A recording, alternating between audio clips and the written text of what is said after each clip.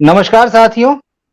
एक मुद्दा जो है इस समय पूरे देश की जो फ़िल्म इंडस्ट्रीज़ है अलग-अलग राज्यों में, अलग-अलग कोनों में, उन सबको मथ रहा है। मलयालम फ़िल्म इंडस्ट्री में जो रिपोर्ट आई है केरल सरकार के पास में जस्टिस हेमा की, उसके बाद में मी टू मूवमेंट जो है वो खड़ा हो गया है वहाँ पर और देश के अलग-अलग हिस्सों में उस पर बात हो रही है, फ़िल्म इंडस्ट्रीज़ में बातें हो रही हैं। इसके पीछे क्या है? इसकी असली तस्वीर क्या है? क्या है ये पूरा मामला? और किन-किन नज़रियों से इसे देखा जाना चाहिए? बॉलीवुड की इस बीच क्या स्थिति है? ऐसे तमाम मुद्दों पर बातचीत करने के लिए हमारे एक्सपर्ट जर्नलिस्ट शांति स्वरूप त्रिपाठी जी हमारे साथ मौजूद हैं और आप हम लोगों की बातचीत पहले भी देखते रहे हैं और हमें बड़ा प्यार मिला है सबका और काफ़ी सराहना मिली है। बहुत सारे कमेंट्स भी आए हैं उन तमाम बातों पर जो शांति स्वरूप जी ने कही थी। तो आज हम शांति जी के साथ में जो है इस ज्वलंत मुद्दे के साथ बातचीत के लिए हाजिर हैं। खास बात ये कि ये बड़ा रोचक समय आप देखिए 2024 में जब बॉलीवुड का सिनेमा तो नहीं चल रहा, उसके अलावा बाकी रीजनल सिनेमा में भी सिर्फ कॉमर्शियल सिनेमा जो है वो चल रहा है या बड़े सितारों का। ऐसे दौर में मलयालम सिनेमा ने अपने कंटेंट के साथ जबरदस्त जगह बनाई और पिछले साल उनकी एक फ़िल्म थी 2018 उसको तो इंडिया की तरफ से ऑस्कर में भेजा गया था और इस साल भी आप देखिए मंजूमल बॉयज, आवेशम, प्रेमालू, ब्रह्मयुगम, आदु जीवितम जैसी जो फ़िल्में हैं, उन्होंने न केवल देश में बल्कि विदेशों में भी धूम मचाई है।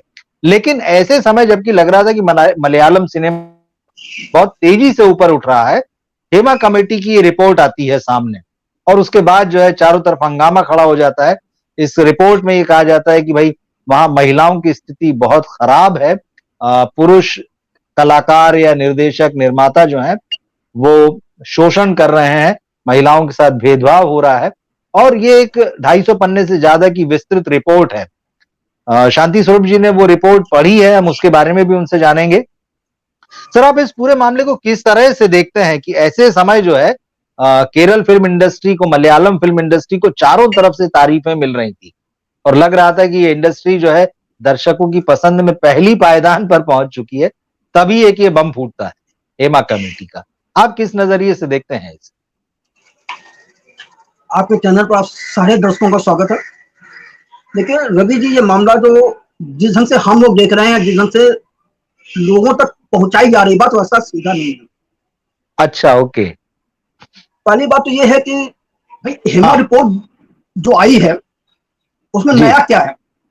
उसमें ऐसा कुछ भी नहीं है जिससे हर आम आदमी परिचित न हो या इंसान को उस तरह की चीजों का सामना ना करना पड़ा हो। यार आप कामकाजी हैं तो फिर वो चाहे ठीक मीडिया है। इंडस्ट्री ही क्यों ना हो, न्यूज चैनल्स को हो, टीवी की खबरें के मामले के अलावा जो टीवी प्रोग्राम बन रहे हैं, जो चैनल से मनोरंजन के चैनल, वहां देख लीजिए आप, कॉर्पोरेट कंपनियों में देख लीजिए, किसी भी क्षेत्र में आप चले जाइए, आईटी कंपनीज में देख लीजिए, ये सारी चीजें हर जगह किसी न किसी रूप में मौजूद है, पर वहां आवाज नहीं जी, उठती है।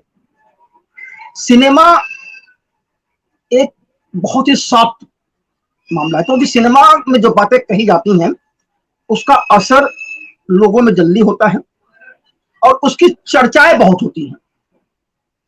ठीक बात है। तो अक्सर हमने देखा जब देश की सरकारें बदली हैं तो हुँ, सिनेमा को बदलना पड़ा है, या बदलने के लिए सरकारें मजबूर की हैं, ये एक बहस का मुद्दा हो सकता है। लेकिन ये है कि सरकार बदलने के साथ देश का सिनेमा बदलता रहा। ये सिर्फ भारत में नहीं है, पूरे विश्व की स्थिति है। अब सवाल यह है कि 2014 में जब हमारे यहाँ सरकार बदली, उसके बाद किस तरह का सिनेमा बना या बन रहा है, किसी से छिपा नहीं है।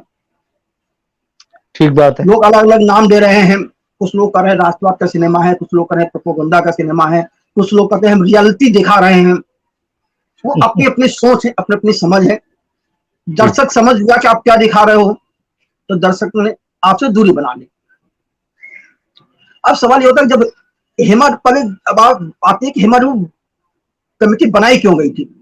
जी, बिल्कुल। ये कहा जाता है कि 2017 से पहले, जैसा कि अभिनेत्री पार्वती ने भी कहा है, हुँ, एक सदस्य था जो मलयालम फिल्म आर्टिस्ट एसोसिएशन का मेंबर था, कमेटी का, उसके ऊपर किसी महिला ने कोई आरोप लगाया। पार्वती का आरोप यह है कि उस जिस जिस दिन आरोप लगा उसी वक्त एसोसिएशन को अपने उस सदस्य को निकाल बाहर करना किया था, ठीक। जबकि उस सदस्य ने खुद इस्तीफा दे दिया था। तो भाई देखिए, ऐसा है कि एक कंपनी से जब किसी आदमी की नौकरी जाती है तो दो तरह की बातें होती हैं। मालिक कहता है कि भाई इसने इतना गलत काम किया इसलिए हमने निकाल दिया, और जिसे निकाला गया होता है वो कहता है जी नहीं, मैंने खुद छोड़ दिया, मुझे कंपनी पसंद नहीं आया वगैरह वगैरह। ठीक। और जब ज्यादा डिस्प्यूट होता है, किसी को अदालत जाना हो, तब दूसरे तरह के आरोप लगते हैं। तो ये मामला वही है, यहां भी वही आया कि भाई आपको निकाला गया या आपको शोषण किया गया या आपने शोषण करवाया, दोषी कौन है, ये सब तय कौन करेगा। अच्छा, हेमा रिपोर्ट कमेटी ने बनाया तो 2000, खैर उसके बाद आगे और बात कर ले। तो फिर 2017 में एक अभिनेत्री के साथ एक ताकतवर कलाकार ने अपने 10 लोगों के साथ, उनका शायद नाम दिलीप है, जिन पर केस भी चला और मामला अदालत में है तब से, उन्होंने अपने कुछ लोगों के साथ किसी अभिनेत्री को बीच सड़क पे रोका, उसी के कारण में उसके साथ बलात्कार किया गया, उसका वीडियो बनाया गया, बाद में उसकी हत्या भी कर दी गई। वो सारा मामला जब चर्चा में आया तब पार्वती सहित 4-5 लोगों ने मिलकर एक संस्था बनाई, WCC, ठीक, वोमेन इन सिनेमा कैटेगरी को लेकर के, और वोमेन इन सिनेमा कलेक्टिविटी। और इन लोगों ने इस संस्था के माध्यम से आवाज उठाई और मुख्यमंत्री पर दबाव डाला कि इस पर जांच होनी चाहिए। तब मुख्यमंत्री ने हेमा कमेटी को गठित किया, 3 सदस्यीय कमेटी थी, उसमें हेमा थी, एक IAS अफसर था और एक अभिनेत्री थी। उनका काम क्या था कि भाई मलयालम फिल्म इंडस्ट्री में महिलाओं की जो स्थिति है उस पर वो बात करे। हेमा कमेटी ने क्या किया, पुरुष कलाकारों से भी बात की, पुरुष डायरेक्टरों से भी बात की, महिलाओं से भी बात, कलाकारों से सबसे बातचीत की, और उसके बाद 2019 में एक अपनी रिपोर्ट सरकार को सौंप दी। सरकार, जैसा कि अमूमन होता है सरकारों में, रिपोर्ट आती है, कमेटियां बनती है, रिपोर्ट आती है और ठंडे बस्तर में डाल दी जाती है, और डाल दी गई।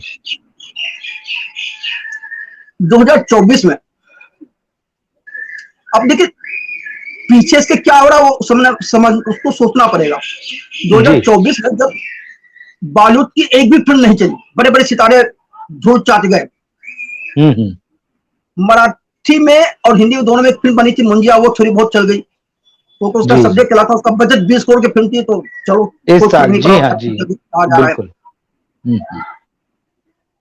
अन्यथा मराठी इंडस्ट्री में भी कोई फिल्म नहीं चली, गुजराती में भी नहीं चली, बंगाली में भी वही हालत रही, तेलुगु और तमिल की स्थितियां है कि कई उनकी फिल्में बनी पड़ी रिलीज नहीं हो पा रही हैं, बार बार तारीखें बदल रहे हैं। लेकिन मलयालम में 4 फिल्में सुपर डुपर हिट हुई, पूरे विश्व में 1000 करोड़ से ज्यादा का उनका कलेक्शन हुआ। तो ये एक बहस शुरू हुई कि बॉलीवुड बनाम साउथ वगैरह, ये सारी चीजें भी शुरू हो गई, दुनिया भर की चीजें हुई, लोगों ने साउथ के खिलाफ आरोप प्रत्यारोप भी शुरू कर दिए, जिस संख्या आरोप लग सके। उसी बीच एक आवाज थी कि भाई जो रिपोर्ट जो है वो सार्वजनिक की जानी चाहिए, क्यों नहीं की जा रही। मामला अदालत भी पहुंचा जी। हेमा कमेटी ने 296 पेज की रिपोर्ट दी, ठीक है। अदालत ने उसमें से कुछ पन्ने रोक के सरकार को उस रिपोर्ट को जारी करने का आदेश दे दिया। अब वो अदालत ने जो पन्ने रोके हैं, करीबन 60 पन्ने से ऊपर है, वो क्यों रोके हैं ये अदालत जानती है, इतनी क्या है उसमें। ठीक बात है। सबके दबाव में 19 अगस्त को केरला सरकार ने 235 पेज की हेमा रिपोर्ट जारी कर दी। ठीक। 2 दिन के बाद वो 233 पेज हो गई। अच्छा। क्योंकि कहा गया कि सूचना विभाग ने कुछ पॉइंट्स उसमें से 18-19 पॉइंट्स हटाने के लिए कहा है। ठीक। अब कमेटी को बनाया, कमेटी के पास कोई अधिकार नहीं थे। कमेटी का काम था कि आपको जाके लोगों से बातचीत करके मलयालम फिल्म इंडस्ट्री में जो भी हालात है उनके बारे में बात कीजिए। तो हेमा कमेटी ने क्या किया, यौन उत्पीड़न हुए, बुनियादी सुविधाओं की कमी की बात की, महिला कलाकारों की स्थिति के बारे में, पारिश्रमिक राशि में असमानता के बारे में, लैंगिक असमानता के बारे में सारी अपनी टिप्पणियां की हैं। वो सारी टिप्पणियां गलत नहीं है, क्योंकि हम भी लगभग परिचित है कि सारी चीजें हो रही हैं, लेकिन सिर्फ बिल्कुल मलयालम में हो रही हैं ऐसा नहीं है। ये चीजें बॉलीवुड में भी हैं, तमिल में भी है, तेलुगु में भी है, हर जगह हो रही है। अब सिर्फ इसीलिए जो 2018 फिल्म जिसका आपने देखी, जो ऑस्कर में भेजी गई थी, उसमें जी जो जी मुख्य अभिनेता है टोविनो थॉमस, जी। उनका स्टेटमेंट बहुत मायने रखता है। ठीक। उन्होंने कहा देखिए, ये हेमा कमेटी ने भी उनसे बातचीत की थी, हेमा कमेटी ने मोहनलाल से भी बात की थी। ओके। तो हेमा भाई, जैसे मोहनलाल का कहना है कि हेमा कमेटी से जो मैंने जब बात की, तो मैं उन फिल्मों के बारे में बात करूंगा ना, या उन सेट की जहां मैं खुद मौजूद था। जहां मैं, बिल्कुल ठीक बात, बिल्कुल ठीक है। भाई मैं उस सेट की बात नहीं कर सकता जहां मैं मौजूद नहीं था। बिल्कुल ठीक है। हेमा कमेटी के सामने मैंने सारी बातें रखी जहां उन फिल्मों से जो मेरे से जुड़ी थी। तो थॉमस ने कहा कि भाई मैंने भी हेमा कमेटी को सच से अवगत कराया था। और टोविनो थॉमस, जैसे हेमा कमेटी में कहा गया कि महिलाओं को पुरुषों मुकाबले पैसे कम मिलते हैं, तो भैया बॉलीवुड में नहीं है, ये बॉलीवुड में भी है, तमाम आवाजें उठती है, बिल्कुल ठीक तमिल है। इंडस्ट्री में नहीं है। सबके अपने अपने तर्क है, बिल्कुल ठीक बात है। तमिल, तेलुगु, बिल्कुल। दूसरी चीज, टोविनो थॉमस ने एक बहुत बड़ी बात कही है कि जब उसने करियर की शुरुआत की थी, 2 फिल्मों में उसे जो पैसे मिले थे, उससे कई गुना ज्यादा पैसे उसकी हीरोइन को मिले थे। सिनेमा स्टारडम का मामला है ना, बिल्कुल। हाँ, उसने कहा सिनेमा सिर्फ स्टारडम नहीं, सिनेमा बिजनेस है। बिजनेस है, बिल्कुल यार आप कमा के दोगे तभी सामने वाला आपको देगा। सही है। जैसे पार्वती ने भी इस बात को स्वीकार कर लिया कि उन्हें कई फिल्मों में हीरो से कम पैसे मिले हैं, लेकिन एक ठीक। फिल्म में ना सिर्फ उन्हें, फिल्म का नाम मुझे याद नहीं आ रहा है, लेकिन एक फिल्म में जी। उन्हें हीरो से हीरो ज्यादा से पैसे ज्यादा। भी मिले और प्रॉफिट में भी शेयरिंग मिल गई। अच्छा, वेरी गुड।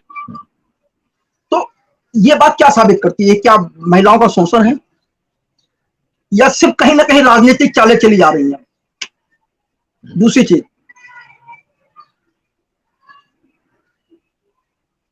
हमारे यहाँ एक कंपटीशन कमीशन है, जी वहां अतीत में अजय देवगन सहित कई लोग अपनी शिकायतें लेके जा चुके हैं। उन सबके जवाब में जो कंपटीशन कमीशन ने बात कही है, वो बहुत मायने रखती है।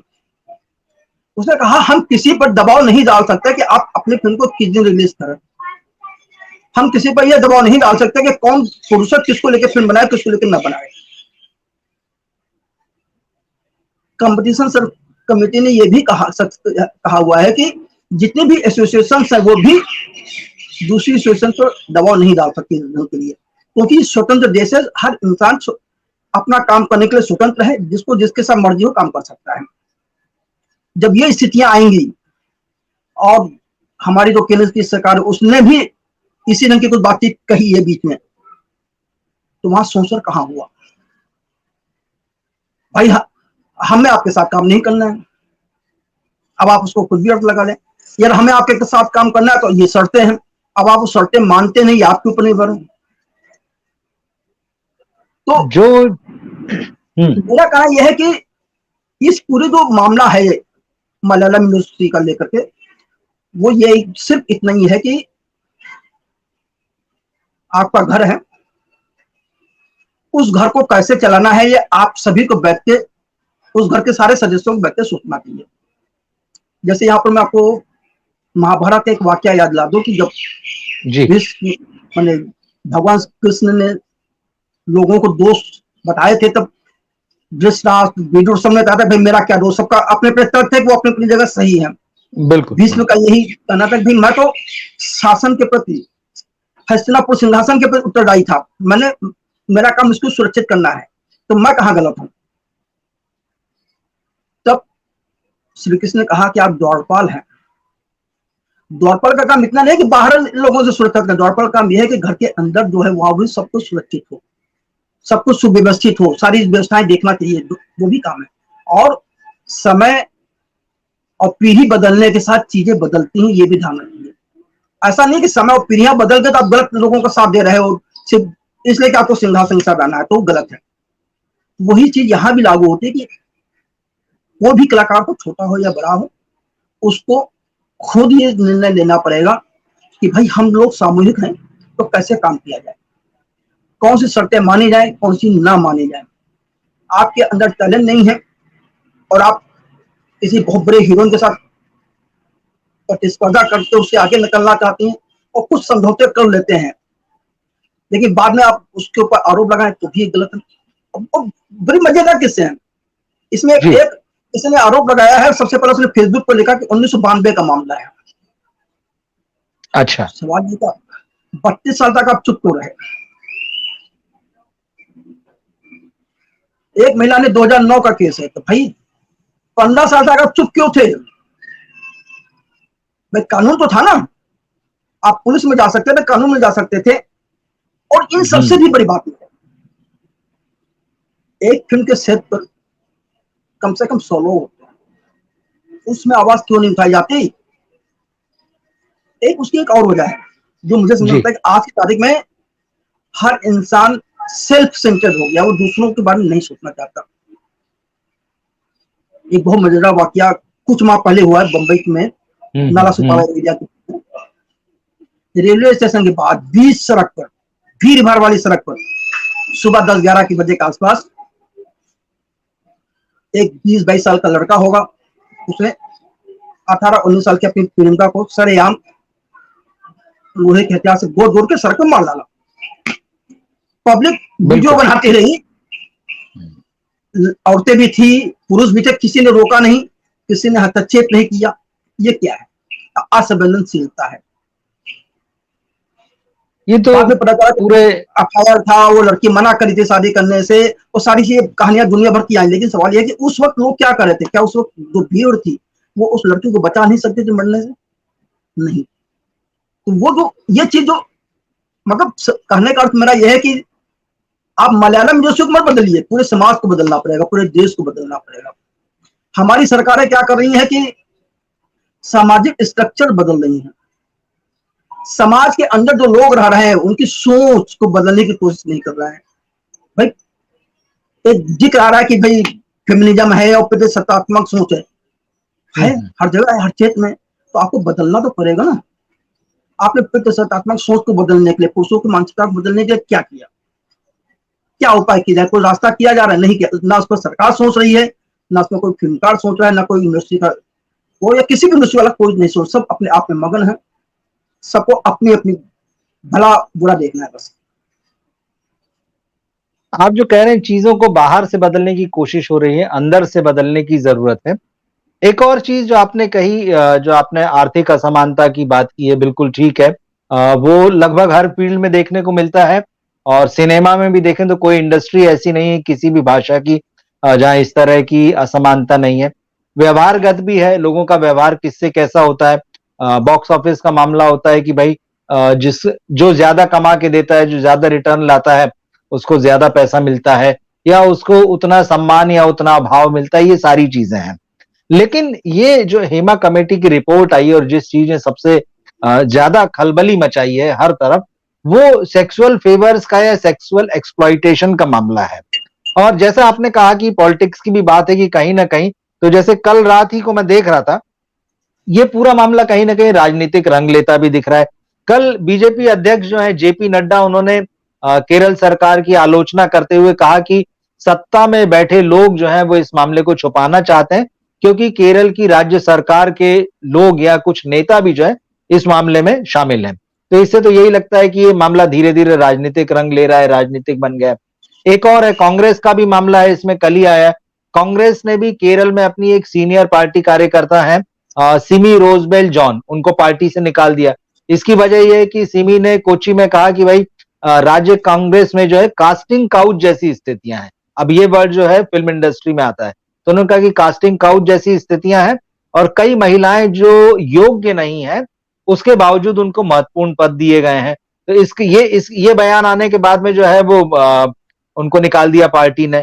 तो ये जो मामला है, जो हेमा कमेटी की जो रिपोर्ट आई है, तो इसमें मलयालम सिनेमा में जो महिलाओं के, महिला कलाकारों, तकनीशियनों के शोषण की जो बात है, उसको मतलब जो है वो बहुत हाईलाइट किया गया, जैसे इस रिपोर्ट में है कि मतलब सेक्सुअल डिमांड उनकी जो है, अगर जो भी पावरफुल हीरो है, टेक्नीशियन है, प्रोड्यूसर है, डायरेक्टर है, तो वो सेक्सुअल डिमांड्स रखते हैं। अगर वो डिमांड उनकी पूरी नहीं की जाती तो उनको टॉर्चर किया जाता है किसी भी तरीके से। इसमें यह भी है कि कई बार जो है ऑन सेट ही छेड़छाड़ होती है। कई बार ये होता है कि जहां वो रुकी होती तो ये ताकतवर पुरुष जो है वो उनके दरवाजे खटखटाते हैं, जोर-जोर से बजाते हैं। इसके अलावा जो है उनके बारे में जो है आस-पास जो है भद्दी टिप्पणियाँ की जाती है। उनको लगातार टारगेट किया जाता है। तो ये सारी चीज़ें। एक और चीज़ उसमें रिपोर्ट में बड़ी इंटरेस्टिंग, मतलब बड़ी दुखदाई है कि मतलब महिलाओं को जो है वहाँ पर टॉयलेट की भी जो है जाने की इजाज़त नहीं होती शूटिंग के दौरान। ऐसी कोई व्यवस्था नहीं होती कि वो टॉयलेट वगैरह यूज़ कर सकें। तो इस तरह की चीज़ें, तो उसमें ये भी आया कि मतलब कई बार ऐसे में ये होता है कि वहाँ जो महिला टेक्नीशियन, एक्ट्रेस या बाकी लोग होती हैं, वो पानी ही नहीं पीती हैं या पानी ही कम पीती हैं। अब पानी कम पीने से बाद में दूसरी तरह की समस्याएँ होती हैं, बीमारियाँ होती हैं। तो ये अमानवीय परिस्थितियों की बातें हैं, जो बहुत जो हेमा कमेटी की रिपोर्ट में जो है हाइलाइट हुई, और इस पर जो है बहुत ज़्यादा बात हो रही है। हालाँकि ऐसा नहीं है कि ऐसा दूसरी इंडस्ट्रीज़ में नहीं है। 2017 में बॉलीवुड में जब मी टू हुआ, तब तमाम एक्ट्रेसेस जो वो आगे आईं, कुछ टेक्नीशियंस आगे आईं, जिसमें डायरेक्टर, असिस्टेंट डायरेक्टर शामिल थी। इवन एक महिला पत्रकार जो है, वो भी मामला सामने आया था। डायरेक्टर थे, एक्टर थे, उन लोगों पर आरोप लगाए गए सेक्सुअल फेवर के या गलत ढंग से छूने के, भद्दी बातें करने के। उस समय ये सारी चीजें हुई। लेकिन अब ये जो कमेटी ने जो रिपोर्ट दी है, इसमें 17 तरीके गिनाए गए हैं। इस रिपोर्ट में कहा जा रहा है कि वहां किस तरह से जो है महिलाओं का शोषण होता है। उसमें ये सेक्सुअलिटी वाली चीजें जो है बड़ी हाईलाइट हुई हैं। तो ये ऐसे समय जबकि मलयालम सिनेमा एक बहुत ऊंचाई पा रहा था, दर्शकों के मन में उसके लिए बड़ा रिस्पेक्ट पैदा हो रहा था और लोग देख रहे थे वो मलयालम फिल्मों को ढूंढ-ढूंढ कर। ऐसे में जब ये रिपोर्ट आती है, तो ये अमानवीय स्थितियां जो इसमें दिखाई देती हैं, ये जो है मलयालम सिनेमा के प्रति आप किस तरह की सोच बनाती है दर्शकों की और समाज की? इस तरफ आपने सोचा है, आप इसे किस तरह से देखते हैं?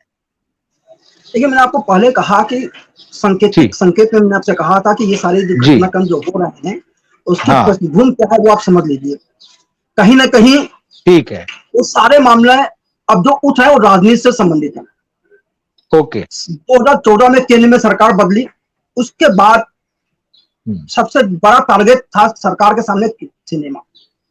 क्योंकि ओके, सरकार हर सरकार जो भी आती है, अपनी नीतियाँ लेके आती है और वो चाहती है कि उनकी नीतियों का विरोध ना हो और वो नीतियों को वो बड़ी आसानी से कार्यान्वित कर सके।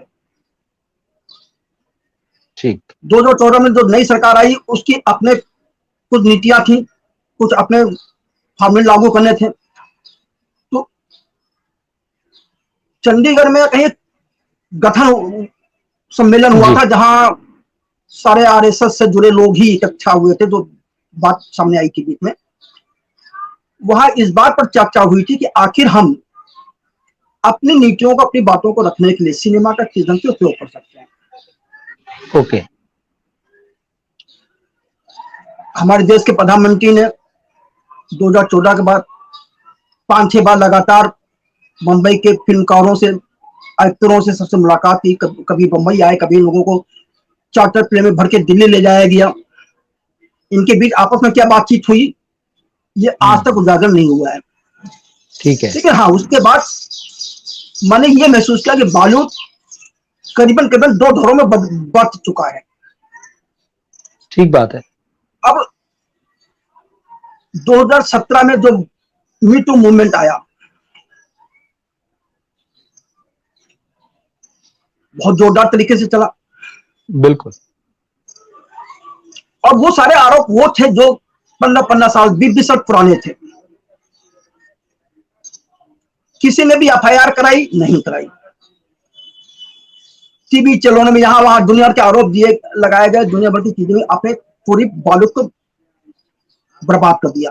मतलब उन सारी चीजों को देखने के बाद तो एक बात ये उभरती है कि किसी हुँ, भी हुँ, महिला हुँ, को हुँ, बॉलीवुड से नहीं जुड़ना चाहिए। तो क्या महिला बिल्कुल काम ठीक करना बात है। बंद कर दे? हुँ, क्या महिला हीरोइन बनने का सपना छोड़ दें? आप इस ढंग का नैरेटिव क्यों फैला रहे हैं? आप क्यों चाहते हैं कि महिलाएं घरों के अंदर कैद हो जाएं? और चाहे वो राजनीतिक पार्टियां कर रही हो या कोई विशेष वर्ग कर रहा हो, गलत है। आप महिलाओं को कमरे में बंद मत कीजिए। हाँ, आप ये कह सकते हैं कि जो महिलाएं आधुनिकता के नाम पर खुलेआम सिगरेट पीती हैं या दारू पीती हैं या आधुनिकता के पोशाक पहनकर अजीब तरीकों से रिएक्ट करती हैं, कि उन्हें ऐसा कोई न करे जिसका सामने वाला गलत अर्थ लगा ले, उस पर कोई बात नहीं होती है। हर जगह पुरुष मानसिकता को बदलने की बात होती है। मैं भी मानता हूं कि पुरुष मानसिकता बदली जानी चाहिए, फिर सकारात्मक सोच बदली जानी चाहिए, पर समाज में बदलाव तब आएगा जब सारे लोग बदलेंगे। भाई देखिए, घर के अंदर बेटों को शिक्षा कौन देता है? उसकी माँ देती है। तो उसका काम, तो एक महिला काम है पहले अपने बेटों को सही रास्ते पर लाए। तो उस पर हमारी सरकारें नहीं ध्यान दे रही हैं, या हमारा समाज का जो वर्ग जो बदलाव चाहता है वो भी ध्यान नहीं दे रहा है। मीटू का मामला बहुत तेज उछला, महाराष्ट्र में सरकार बदल गई, मीटू का मामला दब गया। आज कोई नहीं जानता मीटू में क्या हुआ था और किसको क्या सजा मिली। कोई सजा नहीं मिली। हिरानी हो, आमिर खान हो, जितने भी लोग थे जिनके हाथ से फिल्में चली गई थी, सारे धड़ल्ले से काम कर रहे हैं। तो भाई क्या हुआ? क्या सफाई हो गई बॉलीवुड में? नहीं हुई। लेकिन आपने क्या किया? बॉलीवुड को बर्बाद जरूर कर दिया। भाई बहुत बड़े डायरेक्टर हैं विवेक रंजन अग्रहोत्री, उन्होंने फिल्में बनाई, दी कश्मीर फाइल्स। उन्होंने कहा कि हमने यथार्थ पेश किया, फिल्म बहुत चल गई, कैसे चली उस पर मुझे कोई बात नहीं करनी है। उन्होंने दूसरी फिल्म बना ली, लेकिन अब वो फिल्म बनाना चाहते हैं, लोग उनके साथ काम क्यों नहीं करना चाहते हैं? उस पर भी सोचना पड़ेगा। उन पर किस तरह के नामकरण लग गए हैं उनके पीछे, वो क्यों लग गए हैं, उस पर भी सोचना पड़ेगा। अब आइए, आप केरला में जो जेपी नड्डा ने कहा जी, किसी ने ये जेपी नड्डा से नहीं पूछा होगा कि भाई बीजेपी की जो आईटी कमेटी के हेड हैं उनके ऊपर भी बहुत आरोप लगे रेप वगैरह की दुनिया के, क्या आपने उनको हटा दिया कमेटी से? आज मालवीय जी कमेटी हेड बने हुए। ठीक, कौन सी ऐसी पॉलिटिकल पार्टी है जिसके एमएलए या एमपी पर रेप केस न चल रहे हैं? क्या आपने सबको हटा दिया? आपने उनको टिकट क्यों दिया बनने, इलेक्शन लड़ने के लिए? भाई महिलाओं का शोषण किसने नहीं किया? जिसको आपने इस बार लोकसभा में टिकट नहीं दी है, सबको दी। हर पार्टियां कर रही है, इसलिए सभी पार्टी में इस तरह के लोग हैं जिन पर ऐसे आरोप। तो इसलिए आप बेवजह की सिनेमा को राजनीति में घसीट रहे हैं, सिनेमा का राजनीतिकरण कर रहे हैं और उसे बर्बाद करने का एक काम कर रहे हैं, बाकी कुछ नहीं कर रहे हैं। क्योंकि आप सिनेमा को जिस ढंग से चलाना चाहते हो, सिनेमा उस ढंग से नहीं चल पा रहा है। उसकी एक वजह है, आप अपना दबाव डाल के, अपनी नीतियां लगा के, अपने सारे प्रभाव यूज करके फिल्मकार को मजबूर कर सकते हैं कि आप इस ढंग की फिल्म बनाइए, पर दर्शक का क्या करेंगे? ठीक बात है। बॉलीवुड में पिछले 5 साल के अंदर कम से कम 200 फिल्में ऐसी है जो प्रोपेगेंडा फिल्में कही गई या खास एजेंडे के तहत बनाई गई, उन्हें बॉक्स ऑफिस पर इतनी निराशा हुई कि चाय पीने के पैसे नहीं वसूल कर पाए। लागत तो बहुत दूर की बात है। सही बात। तो भैया ये किसकी गलती है?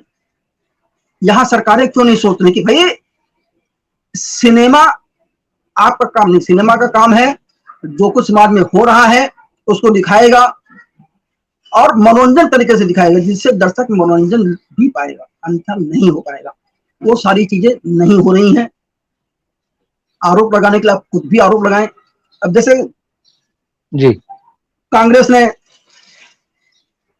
एक अपने सदस्य को निकाला किसको? जिसने आरोप लगाया। बिल्कुल। इससे संतुष्टि किसको हुई? बीजेपी और हम सीपीएम को। सीपीएम, बिल्कुल। लेकिन क्या इससे कांग्रेस धुल गई?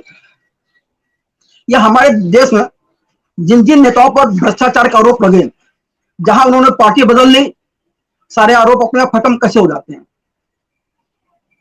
तो मैंने वही कहा कि सामाजिक स्ट्रक्चर आप बिगाड़ रहे हैं, खाली सामाजिक सुधार नहीं करें, या घर के अंदर जो बुराइयां हैं उनसे निपटने की बात आप नहीं कर रहे हैं। दूसरी चीज एक और, जी,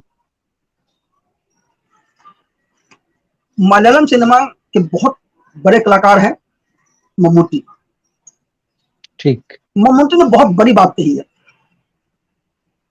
भाई देखिए ऐसा है, ये सिनेमा है और सिनेमा जिंदा रहना चाहिए। और ये कहना कि कोई खास तरह का ग्रुप कहीं काम कर रहा है किसी इंडस्ट्री के अंदर, या कोई पावर ग्रुप अपना अंजाम दे रहा है काम, ऐसा नहीं है। हाँ, लेकिन यह है कि कुछ कमियां जरूर हैं, उन कमियों को दूर करने के लिए हमें अपने अंदर ही बैठ के बात करनी पड़ेगी। देखिए सिंपल सी ये है कि फिल्म जो है टीम वर्क है। ठीक चीज है। टीम वर्क में एक आदमी मना कर देगा तो काम रुक जाएगा, तो सबको मिलकर करना पड़ेगा ना। तो जब आप सबको मिलकर करना है तो आप अपनी समस्या वहां रखिए। अब आइए, जैसे हेमा रिपोर्ट में बहुत बड़ी बात जो सबसे मुद्दा, 17 चीजें उसने कमियां गिनाई हैं। जी, सेक्स एब्यूज, सेक्स हरेसमेंट ही क्यों हावी हो गया, क्योंकि बहुत जल्दी लोगों को कैच करता है, इससे लोग आकर्षित हो सही है। जाते हैं। इसलिए ये मुद्दा हवा में उछाला जा रहा है कि बस मलयालम इंडस्ट्री में मतलब सेक्स हरेसमेंट है। आप ये लोगों को, महिलाओं को संदेश दे रहे हैं कि भाई महिलाएं मलयालम इंडस्ट्री में मत जाना, काम मत करना। तो क्या करें, घर बैठ जाए? वो भी संदेश गलत है। आप ये कहिए कि ये सारी बुराइयां, इनको दूर करने के रास्ते खोजिए। सेक्स हरेसमेंट हुआ कब हुआ? 1992 में।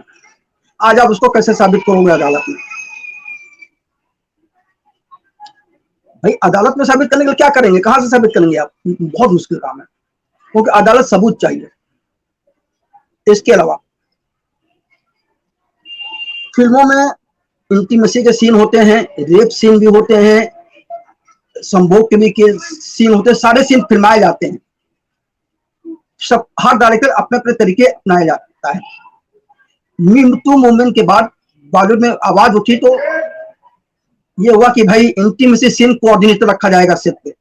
बिल्कुल।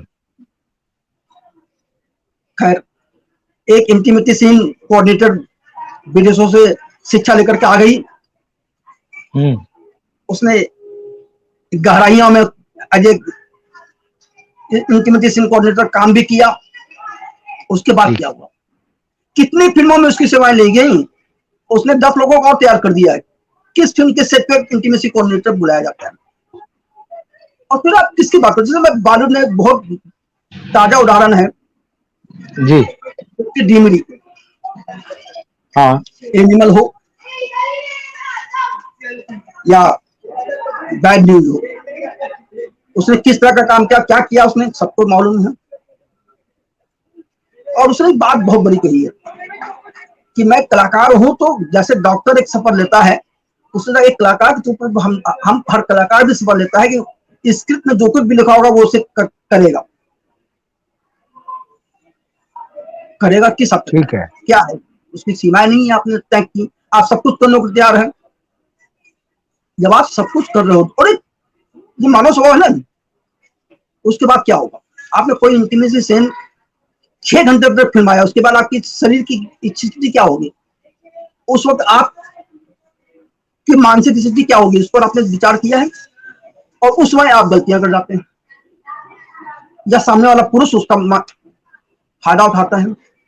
अब यहाँ जो स्थितियां बनती हैं, वहां आप किसको दोष दोगे? तीसरी चीज आपने कहा कि सुविधाएं नहीं होती, लोगों को पेशाब करने के लिए नहीं जाने को मिलता, वगैरह वगैरह। आजकल तो आउटडोर में शूटिंग जब हम जाते हैं तो वहां कुछ लोगों के लिए वैनिटी वैन उपलब्ध हो गई है। हाँ, मैं बिल्कुल। 40-42 साल से इस क्षेत्र में काम कर रहा हूँ, मैंने बहुत आउटडोर शूटिंग की है। अब तो पत्रकारों को लेकर के कोई शूटिंग में जाता नहीं, इंडोर शूटिंग में भी नहीं बुलाया जाता, लेकिन उसमें हम लोग जी, दूसरे दूसरे राज्यों में गए हैं, जंगलों में गए हैं शूटिंग करने। तो एक बार हम, वाकया मुझे अच्छी तरह से याद है कि हम गए थे वहां हिमाचल प्रदेश में, पालमपुर के पास एक फिल्म की शूटिंग थी।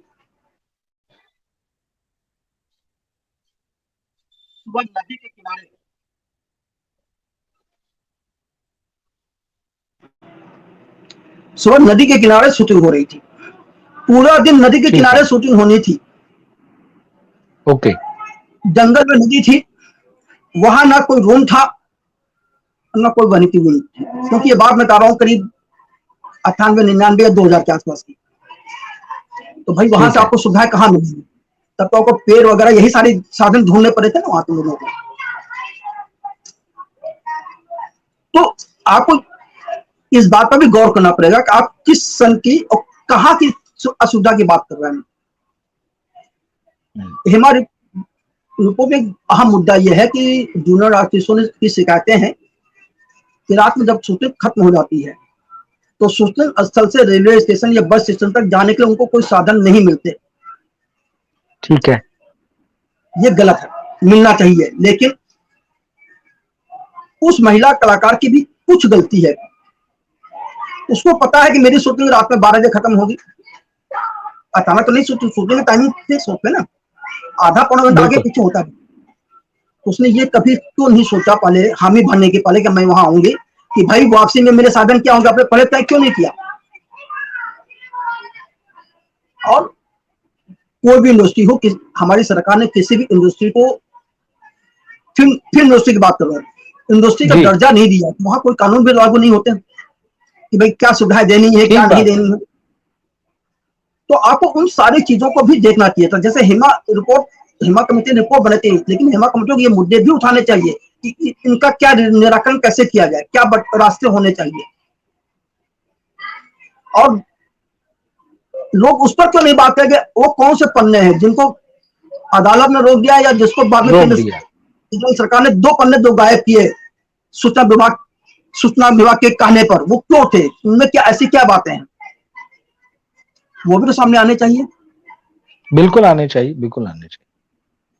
अब केरल की ये जो रिपोर्ट आई है इसके बाद में जो है तेलंगाना सरकार से भी मांग हो रही, क्योंकि वहां भी 2 साल पहले इस तरह की कमेटी बनी। 2019 का एक मामला था, एक्ट्रेस श्री रेड्डी, तो उन्होंने वहां पर जो है सेमी न्यूड प्रोटेस्ट किया था और उस समय बड़ा ही चर्चा में आया था वो। बहुत सारी उसकी खबरें बनी थी, वीडियो आए थे, तस्वीरें आई थी, और सेक्सुअल हैरेसमेंट की उन्होंने शिकायत की थी तेलुगु इंडस्ट्री में। तब ये कमेटी बनाई गई और फिर उसके बाद में जो है ये कमेटी जो है ये 2022 में, मतलब करीब अब 2 साल हो चुके हैं, उसने जो कमेटी थी, sexual committee against sexual harassment, तो उसने अपनी रिपोर्ट तेलंगाना सरकार को दे दी थी। लेकिन जैसा कि हेमा कमेटी वाले मामले में था कि वो रिपोर्ट 2019 के बाद से अभी तक दबी हुई थी, नहीं रिलीज की थी, कोर्ट के हस्तक्षेप के बाद वो आई है। अब यही जो है तेलंगाना में डिमांड हो रही है, और सामंथा रूथ प्रभु जैसी जो अब बड़ी एक्ट्रेस है, पूरा देश उनको जानने लगा है पुष्पा के बाद में, तो उन्होंने भी इसके फेवर में कहा है कि भाई इसको जो है सामने लाया जाना चाहिए।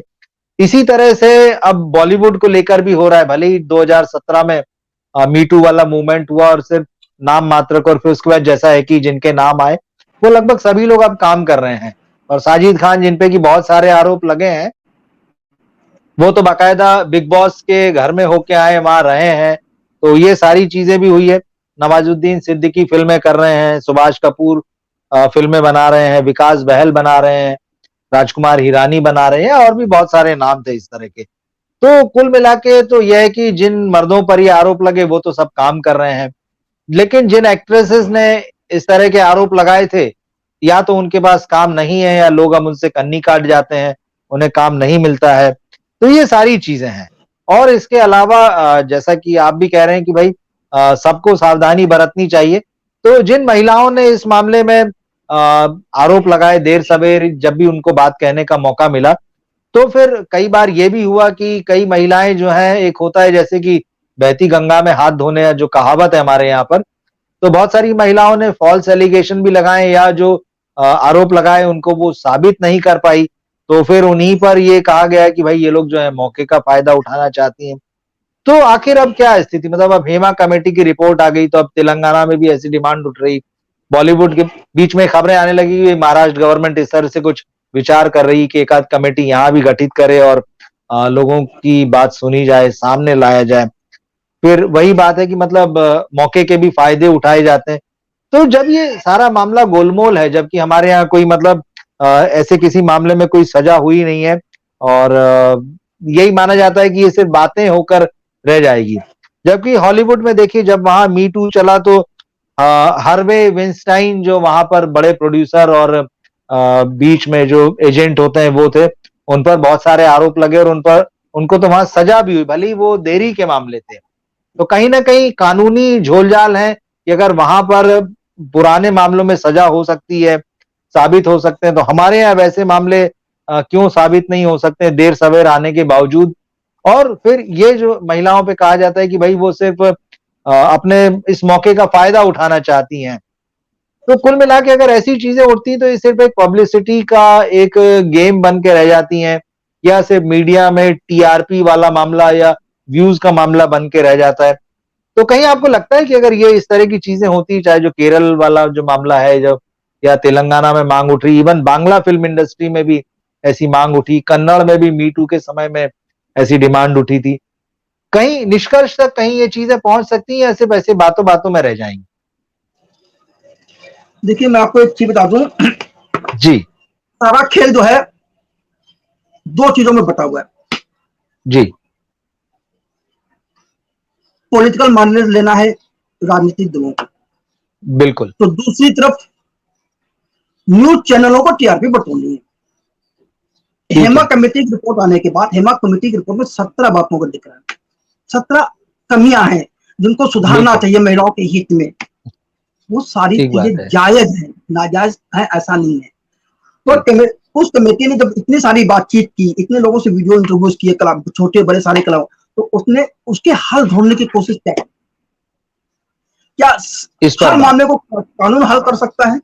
हर मामले को अदालत हल सकती नहीं। मैंने वही कहा कि जब तक आप खुद अपने घर के अंदर बैठकर घर की सफाई नहीं करेंगे, आपका घर साफ नहीं होगा। अब हेमा कमेटी की रिपोर्ट आई, चलो उन्होंने क्या कहा, हिला देने वाली खबर, हिला देने वाली रिपोर्ट, चौंकाने वाली रिपोर्ट, आंखें खोल देने वाली, ये सब क्या था? आखिर हेमा रिपोर्ट ने ऐसी कौन सी नई बात कही जो पता नहीं था, जो चैनल में एंकर चिल्ला रहा था ये सारी बातें? क्या उसको नहीं पता कि उसके मीडिया संस्थान में भी वही सारी चीजें हैं, वही सारी कमियां हैं? लेकिन नहीं, हम मैंने कहा ना कि लोग स्वतः तक सीमित हो गए हैं।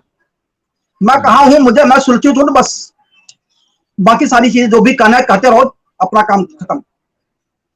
वो गलती वो है। अब मीटू हो या जो भी आरोप लगे, उन आरोपों के बाद सरकार ने, कानून ने, अदालत ने क्या किया? अब जैसे सबसे जरा बहुत बड़ा चर्चित अभी भी मामला है तनुश्री दत्ता और नाना पाटेकर। आज बिल्कुल गायब हो गया, कुछ बोलती रहती है। सवाल यह है कि जब उस वक्त सारी चीजें हो रही थी, जिस समय आपके साथ नाना ने सब, उस वक्त आप चुप क्यों थी?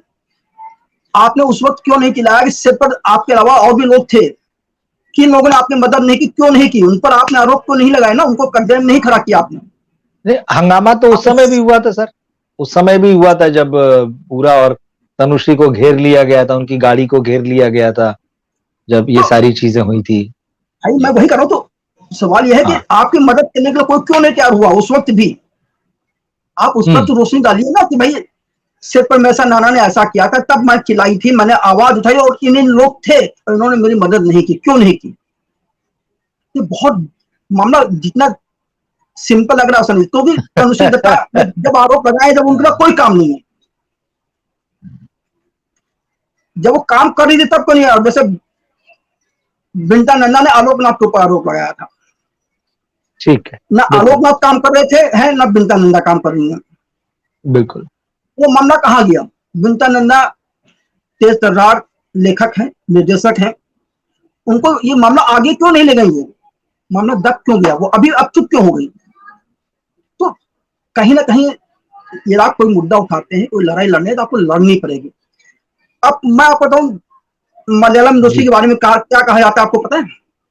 जी, कि मलयालम इंडस्ट्री की जो महिलाएं होती हैं वो सुशिक्षित हैं, ताकतवर हैं। बिल्कुल बिल्कुल बिल्कुल।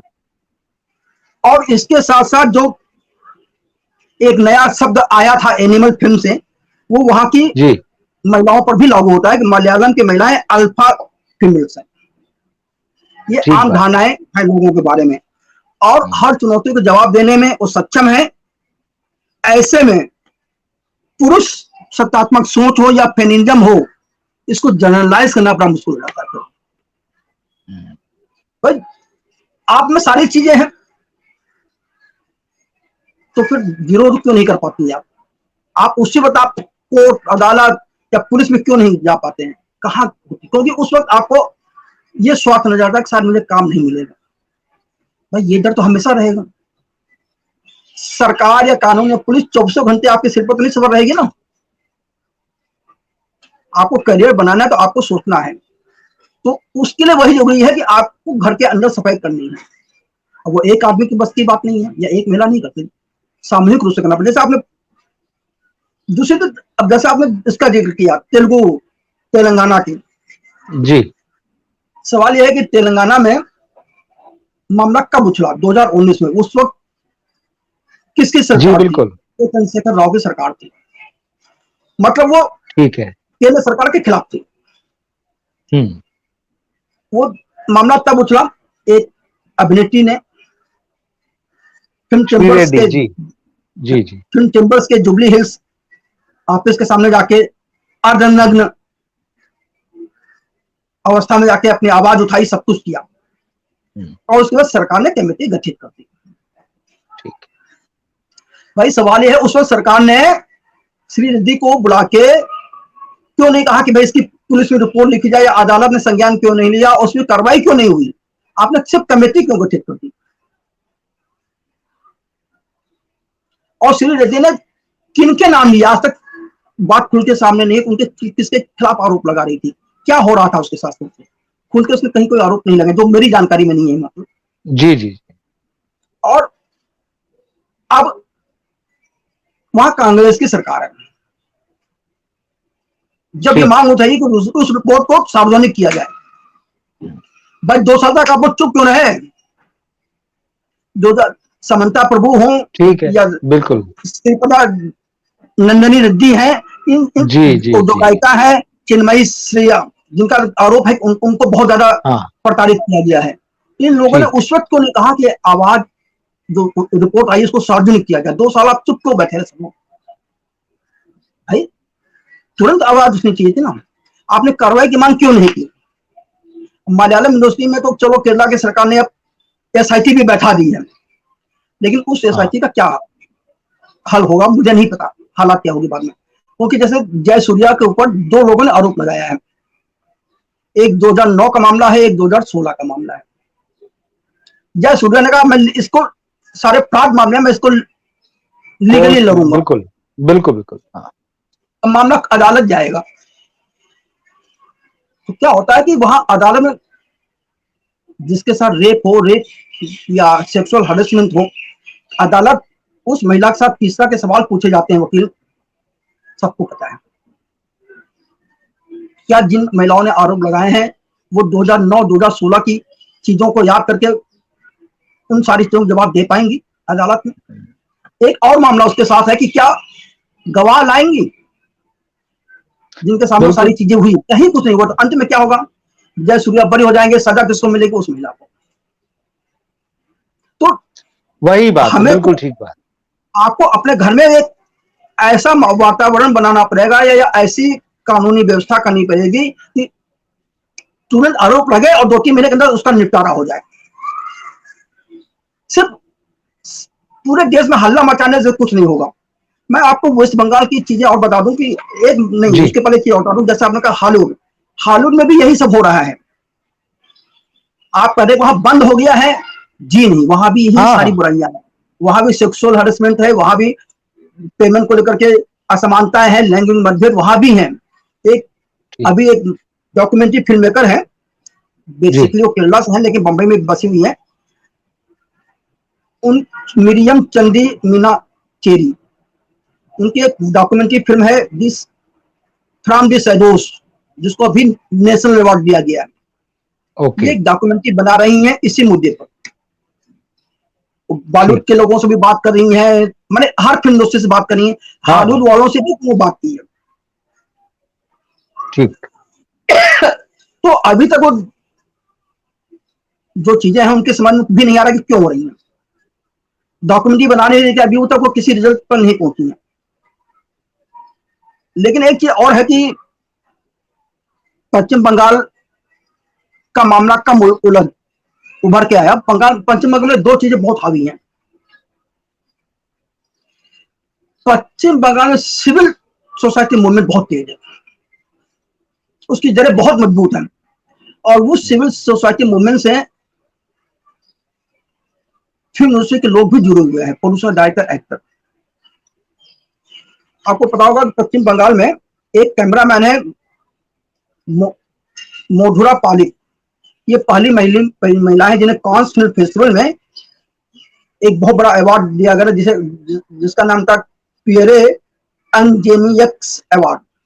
ये अवार्ड पूरे विश्व में, मैंने कम से कम भारत में किसी को नहीं मिला, ये वो पहली महिला है। इन्होंने 50 फिल्म इंडस्ट्री से जुड़े लोगों, महिलाओं के साथ, जिसमें अपर्णा सेन भी शामिल हैं, कई डायरेक्टर्स हैं, कई प्रोड्यूसर्स हैं, कई एक्टर्स, इनको मिला के 50 लोगों को एक संगठन बनाया, जो कि उसका नाम दिया ओमन फोरम फॉर स्क्रीन ओमेन्स, जो कि वहां की महिलाओं की चीजों को सुनती है, उन पर काम करती है। 3 साल पहले इन्होंने विचित्र करके एक संस्था बनाई जो ऐसी महिलाओं की मदद करती है, आर्थिक रूप से भी, चाहे फिल्म बनानी हो, चाहे डॉक्यूमेंट्री बनानी हो, या आपको करियर शुरू करने में तकलीफ आ रही है, उसमें ये सारी मदद करती है। ये चीजें ये आपको करना है, हर इंडस्ट्री वालों को करना पड़ेगा, चाहे बॉलीवुड हो, चाहे तमिल इंडस्ट्री हो, चाहे तेलुगु। और कितनी अजीब बात करते हो आप, एक तरफ तेलुगु इंडस्ट्री में लोग आवाज उठा रहे हैं कि भाई वो रिपोर्ट सार्वजनिक करो,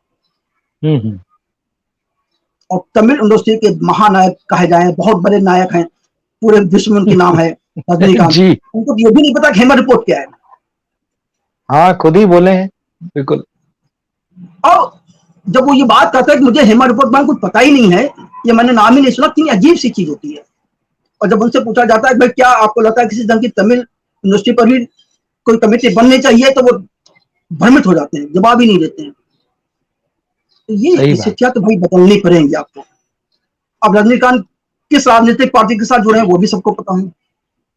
तो इससे मुझे कहीं ना कहीं लगता है कि पूरा जो है सिनेमा को बर्बाद करने के लिए कहीं ना कहीं राजनीतिक कुचक्र भी चल रहा है।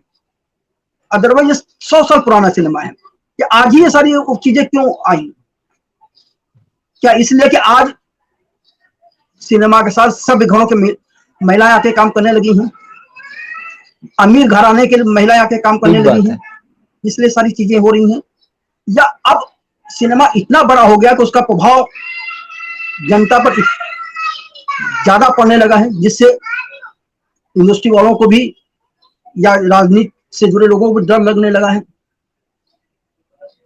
तो मुझे कहीं लगता है कि राजनीतिक चक्र, जैसे एसआईटी आपने बैठा दी मलयालम वालों ने, काम खत्म हो गया आपका। एसआईटी क्या करेगी? कब रिपोर्ट देगी? कब पकड़ेगी किसको? तो सब कुछ व्यवहारिक उपाय आपको खोजने पड़ेंगे। आपने बिल्कुल ठीक बातें कही है कि ये अंदर से बदलाव की जरूरत है, और एक समाज में जिस तरह की सोच है, पितृसत्तात्मक समाज है, फिर उसके अलावा बहुत सारा इसका आर्थिक पक्ष है, ये सारी चीजें। लेकिन इस रिपोर्ट के बारे में पढ़ते हुए मुझे जिस चीज ने बहुत ज्यादा चौंकाया और सोचने पर मजबूर किया, वो एक बड़ी खास बात है कि सिनेमा की इस पूरी इंडस्ट्री का, इस पूरी दुनिया का एक बहुत बड़ा हिस्सा जो है वो फैंस का है। और आश्चर्य की बात यह है कि ये जो मीटू जैसी चीजें हैं, इसमें एक्टरों के फैंस का भी बहुत ही गंदा और शर्मनाक रोल है। बाकायदा हेमा कमेटी की जो रिपोर्ट है उसमें लिखा गया है, ये इस बात को इंडिकेट करती है, और जो बड़ी चौंकाने वाली है कि जो फैंस क्लब है, अगर कोई हीरोइन किसी हीरो के खिलाफ आवाज उठाती है और उस हीरो के जो फैन क्लब है उसके बाद में उस हीरोइन को तुरंत सोशल मीडिया में जबरदस्त रूप से ट्रोल करना शुरू कर देते हैं।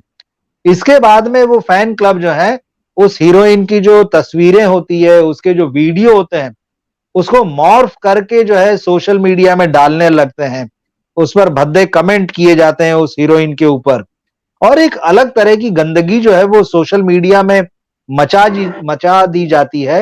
हीरोइन को बाकायदा वहां एक तरह की से थ्रेटन किया जाता है कि तुम इस हीरो के खिलाफ बोल रही हो, तुम चुप हो जाओ, वरना तुम्हारे खिलाफ ये जो चीजें चल रही हैं फैन क्लब की, उस हीरो के जो फैन जो है उसके खिलाफ जो चीजें चला रहे हैं, भद्दे कमेंट्स करना, गालियां देना, अश्लील बातें लिखना उसके बारे में, उसकी तस्वीरों को, वीडियो को अश्लील ढंग से मॉर्फ करके जो है वो सोशल मीडिया में और इंस्टाग्राम और व्हाट्सएप पे सर्कुलेट करना, ये बड़ी मतलब एक बड़ी विचित्र सी तस्वीर है। क्योंकि हम सब जानते हैं कि बॉलीवुड में भी इधर फैन क्लब का जो है वो चलन शुरू हुआ है, लेकिन साउथ में तो बहुत पुराना है और वहां तो हम जानते हैं कि भाई वहां देवता की तरह जो है वो अपने हीरो को पूजते हैं। लेकिन उसकी जब दूसरी तस्वीर या उसके चेहरे के ऊपर से नकाब हटता है, या कोई हीरोइन कभी आरोप लगाती है, या उसके बारे में कोई एक दूसरा पक्ष लाना चाहती, तो उसको किस तरह से डराया जाता है, किस तरह से उसको धमकाया जाता है कि तुम चुप हो जाओ,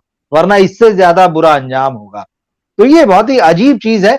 और फैंस के साथ में पीआर का तो खैर हम बॉलीवुड में भी हम देखते हैं कि एक कलाकार जो है दूसरे कलाकार के खिलाफ जो है वो बदनाम करने के लिए या उसके खिलाफ जो है लोगों को इकट्ठा करने के लिए पीआर भी अपना मूवमेंट चलाते हैं।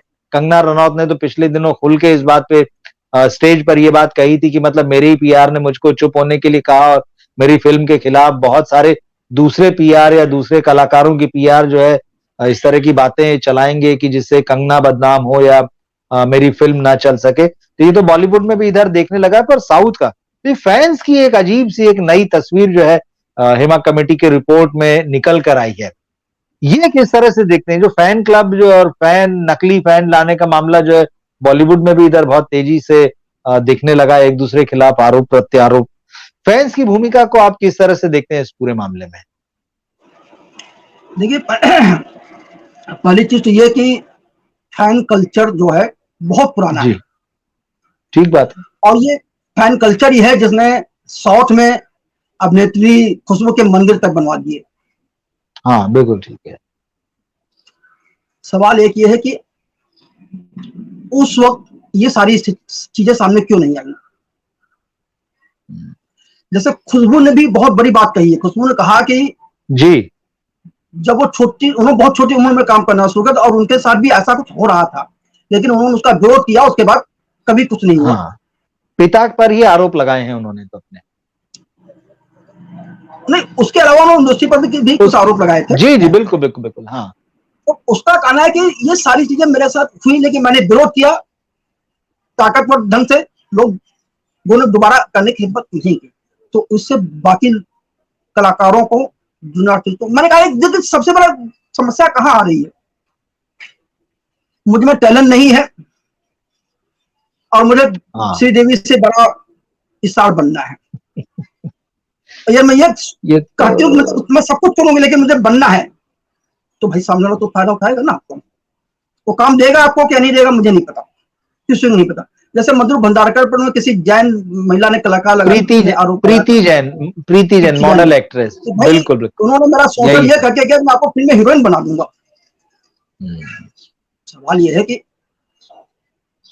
उस केस का क्या हुआ पूरी दुनिया जानती है। ठीक बात है। मतलब यार आप ने शोषण करवाया तो उस वक्त आप राजी थी ना, वो आपसी सहमति से ही संबंध बने थे, तो वो शोषण में कैसे आपको गिन लिया।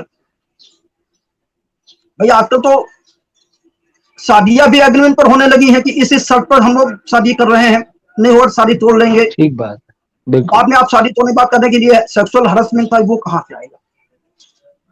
लिव इन रिलेशनशिप है, ये बहुत पेचीदा मामला है। भाई मैंने कहा जैसे खुशबू ने बात कही कि इंडस्ट्री गलत नहीं है, इंडस्ट्री के लोग गलत नहीं है। हम हमारे अंदर हर इंसान के अंदर गंदगियां हैं, अच्छाइयां हैं। कब किसके अंदर कौन सी चीज हावी हो जाती है वो उस वक्त के हालात पर डिपेंड करता है। तो हमें उन हालातों को समझना है, उन हालातों से बच के निकलना है। हमें देखिए मैंने एक बात और कही कि आप कह रहे कि भाई मलयालम फिल्म इंडस्ट्री में सेक्सुअल हरासमेंट है, तो क्या महिलाएं काम करना बंद कर दे? जी नहीं, ये संचार मत प्रचारित कीजिए चीजों को।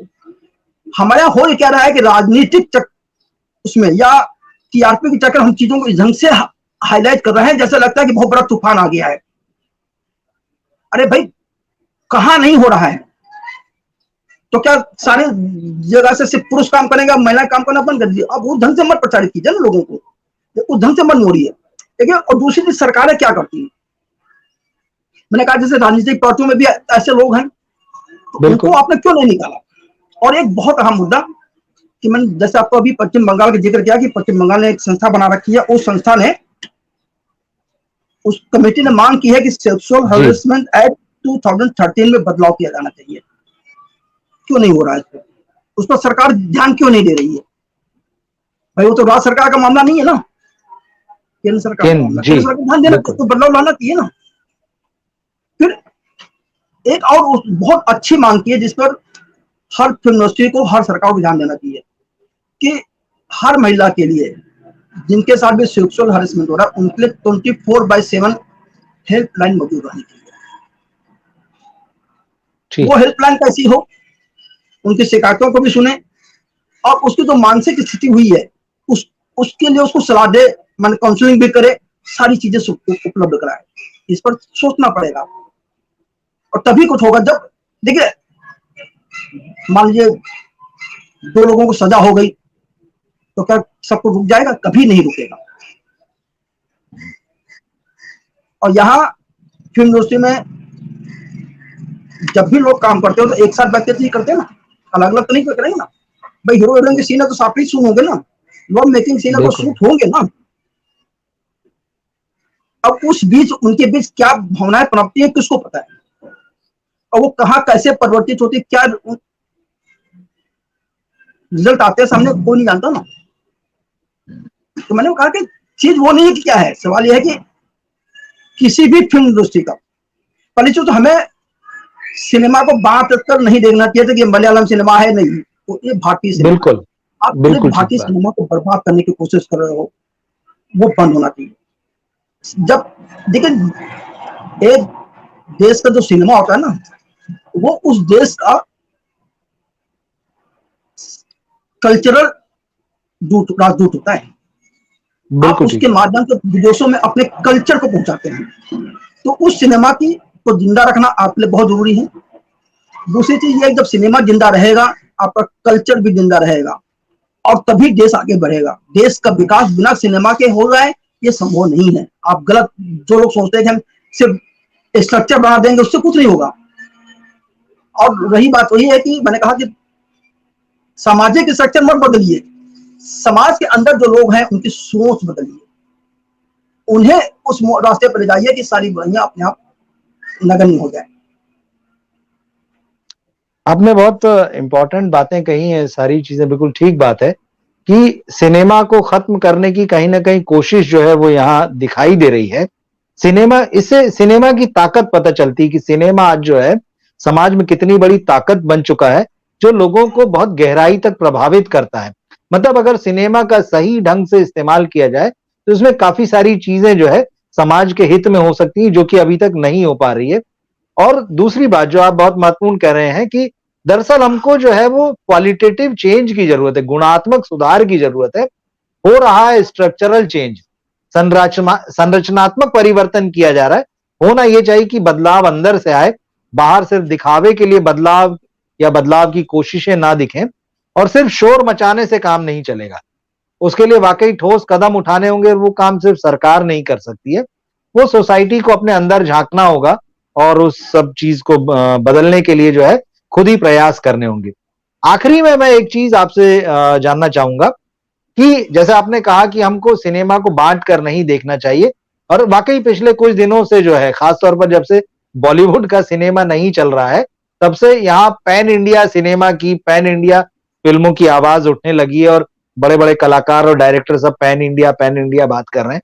एक सवाल मेरे मन में इसमें आ रहा है कि जब मलयालम में ये पूरा मीटू जैसी बातें हो रही, ये सारी बातें हो रही है, इस पर बॉलीवुड के तमाम बड़े बड़े लोग जो हैं वो खामोश हैं, चुप हैं, कोई रिएक्ट नहीं कर रहा है। इसको आप किस तरह से देखते हैं और क्या सोचते हैं? और इसके साथ आपकी फाइनल टिप्पणी मैं चाहता हूं। देखिए, मैंने बहुत पहले बात कही कि हम जी स्वकेंद्रित हो गए हैं। अरे भाई, सामने वाले घर में आग लगी तो उसका मसला मेरा, मुझे क्या लेना था यार, मेरे घर में तो आग नहीं लगी ना। ठीक बात। ये मसला। दूसरा मसला यह है कि यदि एक और जो बुराई हुई ना, पहले सोशल मीडिया नहीं था, पिछले हाँ, 5 ठीक साल बात में है। सोशल मीडिया आ गया है।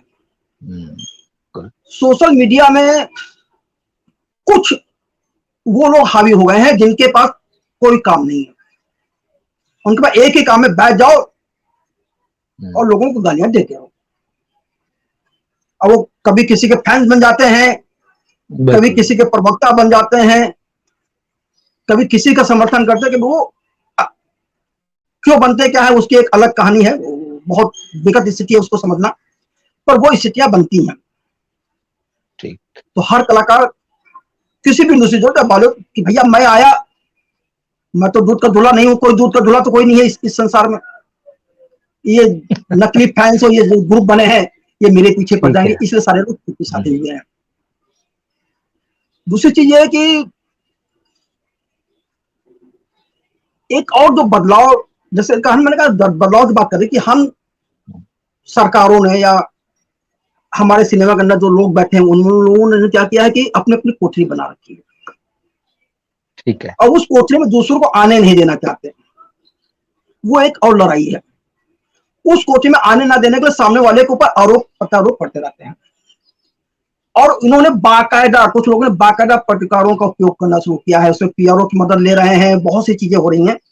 उन्होंने भी अब साउथ बॉलीवुड ये वो सारी चीजें बांटना शुरू कर दिया है। जबकि एक बहुत अहम सवाल ये आता है कि जब बॉलीवुड की सारी फिल्में फ्लॉप हो रही हैं, बॉलीवुड के सारे कलाकार फ्लॉप हो रहे हैं, तो मलयालम सिनेमा क्यों तरक्की कर रहा है? उसकी बहुत बड़ी सही वजह बात यह है। है, जी। मलयालम सिनेमा भी एजेंडा वाली फिल्में बनाता है, ऐसा नहीं कि नहीं बनाता है, ठीक है। लेकिन हाँ। वो सिनेमा सिनेमा पहले है, एजेंडा बाद में है। वहां मलयालम सही बात। सिनेमा को देखकर आम दर्शक, हम लोग बहुत जल्दी कह देते हैं ये इसमें ये एजेंडा आ गया है, आम दर्शक उस एजेंडे की तरफ ध्यान ही नहीं दे पाता, बहुत कम लोग ठीक। ध्यान दे पाते हैं। बॉलीवुड में ये हो रहा है कि मनोरंजन कहानी सब छोड़ के सिर्फ एजेंडे को ही आगे ले जाते हैं बिल्कुल आप, बिल्कुल बिल्कुल। और दर्शक इन सारी चीजों को समझ चुका है। दर्शक सोच रहा है कि एक राजनीतिक पार्टी क्या कह रही है, वही चीज हम बाद में फिल्म में देख रहे हैं, मतलब क्या हो गया? अरे भाई कितना 24 घंटे और कोई काम नहीं है दर्शक के पास, सिर्फ वही सुनेगा। इस वजह से भी एक वो है, असुरक्षा की भावना से बॉलीवुड के हर कलाकार, हर टेक्नीशियन गिर गया है, एक डर पैदा गया है कि अब मेरा क्या होगा। अरे भाई अपने अंदर सुधार करो ना, वो नहीं, कोई नहीं करना चाहता। सारे लोगों ने अपने बचाव की जिम्मेदारी अपने प्यारों को दे रखी है, और घर के अंदर कैद होकर बैठ गए हैं। ये नहीं चलेगा। इस पूरे प्रकरण में मैं सिर्फ एक ही बात कहूंगा अंत में, जी। कि हमें मलयालम सिनेमा हो या तेलुगु सिनेमा हो या बॉलीवुड, किसी भी चीज में जो भी बुराइयां हैं, उनको सेंसनलाइज करके मत बेचो। ठीक बात। उस सिनेमा में या जहां भी, जिस समाज में भी बुराइयां हैं, वहां बैठ के उनको हल करने के बारे में सबको सोचना पड़ेगा। उस और सबसे बड़ी चीज, उस समाज से जुड़े लोगों को सोचना पड़ेगा। या मलयालम फिल्म इंडस्ट्री के अंदर हो रहा, तो मलयालम फिल्म इंडस्ट्री से जुड़े जितने भी लोग हैं, सारे लोगों को बैठना होगा और बात करनी होगी। भाई देखिए, मलयालम फिल्म एसोसिएशन जो है, आर्टिस्ट एसोसिएशन है या निर्माता, क्या उसमें जो आर्टिस्ट एसोसिएशन की जो कमेटी है, क्या उसमें सिर्फ पुरुष है? नहीं, पुरुष और महिलाएं दोनों थी नहीं ना। नहीं। बिल्कुल। तो भाई मान लीजिए आप कहते हैं पुरुष हावी है, तो जो महिला सदस्य थी वो क्या कर रही थी? चुप क्यों थी? वो आपके साथ क्यों नहीं आई? तो गलती तो उन महिला सदस्यों की भी है ना जो चुप रही। तो क्या उन महिला सदस्यों ने भीष्म की प्रतिज्ञा याद करी, भाई हम तो संस्था के वो हैं, हमको संस्था बचानी है। अरे भाई आप घर के अंदर जो गड़बड़ है वो तो सुधारो, वो नहीं सुधार रहे हैं। तो जब तक आप अपने घर को नहीं सुधारेंगे, कुछ नहीं होगा। पुलिस बल से कोई चीज नहीं सुधरने वाली, एसआईटी नहीं सुधार सकती, कोई कमेटी नहीं सुधार सकती, सरकारें कहां तक इस ढंग की चीजों को सुधारेंगे? तो सबसे बड़ी जरूरत है कि आप अपने अंदर झांकिए और अपने आप में सुधार कीजिए, तभी इंडस्ट्री आगे सफल होगी। और सबको यह सोचना पड़ेगा कि सिनेमा को जिंदा रखना है, सिनेमा को जिंदा रखना पहली प्रायोरिटी होनी चाहिए, तभी आप रहेंगे और आपका करियर रहेगा, आपकी सामो शौकत रहेगी। बिल्कुल, ये सिनेमा पर एक बड़ा संकट आ गया है। दरअसल हर तरफ से संकट आ गया है। दर्शक नहीं देखने को तैयार हैं। पैसा नहीं आ रहा फ़िल्म इंडस्ट्री के पास वापस लौट के। कलाकारों के बीच अंदर आपसी खींचतान है, गुटबाजी बनी हुई है। उसके बाद में कहीं न कहीं एक राजनीतिक एजेंडे सेट करने की कोशिशें हैं और अगर एजेंडे सेट नहीं हो पा रहे हैं, तो चीज़ों को खत्म करने की भी कोशिश जो है वो दिखाई दे रही। ये वाक़ई बहुत खतरनाक ट्रेंड है और शांति स्वरूप त्रिपाठी जी ने बहुत अच्छे से जो है मुझे लगता है कि जी, आप कुछ कहना चाह रहे हैं। एक रवि जी, मैं ये नहीं मानता कि ये सिनेमा का कोई बहुत बड़ा संकट है। अच्छा। मेरी समझ के अनुसार से ये जो सारा सिनेमा का संकट है, ये बनाया हुआ संकट है और इस संकट को बनाने में एक खास दल से जुड़े हुए कलाकारों, फिल्मकारों ने बहुत योगदान दिया है और एक सोची समझी राजनीतिक चाल की तरह ये सारा जाल बिछाया गया है और सिनेमा को संकट में डाला गया है। और अभी भी समय है, उन जो लोग जाल बिछा रहे हैं उनको भी अपने आप को सुधार लेना चाहिए और सही रास्ते पर आ जाना चाहिए। अन्यथा सिनेमा जब नहीं रहा तो उनका स्टारडम कहाँ रहेगा, ये उनको पहले सोचना चाहिए। मतलब दो टूक बात कही है आपने, बिल्कुल ठीक है। जो लोग इस संकट को पैदा कर रहे हैं, दरअसल वो अपने ऊपर भी संकट जो है पैदा कर रहे हैं। जिस नाव में सवार हैं अगर उसमें छेद करेंगे, तो डूबेंगे वो भी। दर्शकों से मैं कहना चाहूँगा कि आपने ये सारी बातें सुनी, आप भी इस मुद्दे को देख रहे हैं, हमारी बातचीत के अलावा भी जो है आप इस मामले को देख रहे हैं, अपनी तरह से समझ रहे हैं। क्या सोचते हैं इस पूरे मामले पर? शांति स्वरूप त्रिपाठी जी ने जो बातें कही है उसके बारे में आपको क्या लगता है? यहाँ कमेंट बॉक्स में लिखकर ज़रूर बताएँ। इस वीडियो को अपने दोस्तों और फैमिली में शेयर करें, इस डिस्कोर्स को आप आगे बढ़ाएँ और क्या आपकी तरफ से भी सुझाव हो सकते हैं, वो यहाँ कमेंट बॉक्स में लिखें। और शांति स्वरूप त्रिपाठी जी आप आए, आपका बहुत-बहुत धन्यवाद और हम अपने दर्शकों से कहेंगे एक बार फिर से कि इंतज़ार करें, हम अगले फिर किसी एपिसोड के साथ ऐसी ही बेहतरीन चर्चा के साथ, ऐसी ही बढ़िया बातों के साथ फिर लौटेंगे। नमस्कार। नमस्कार।